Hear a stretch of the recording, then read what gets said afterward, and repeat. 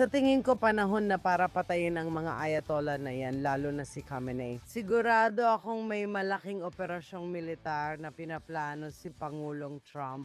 Sigurado akong malapit ang koordinasyon ng Israel at Estados Unidos.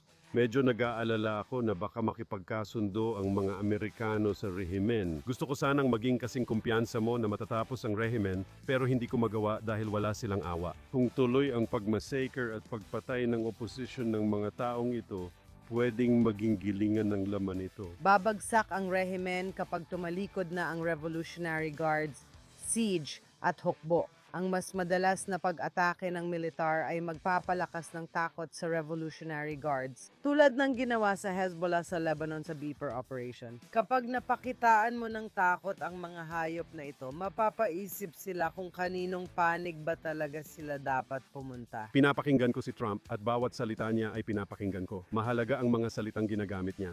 Kapag sinabi niya sa mga tao na isulat ang mga pangalan ng mga sangkot sa pagmassacre ng mga nagpoprotesta, di ba? Malinaw na mensahe yon. Isa yang banta. Paparating na kami, ibig sabihin nito ay eroplano at bombang babagsak. Hindi ko alam kung may sundalong bababa, pero tiyak may mga bomba sa lupa.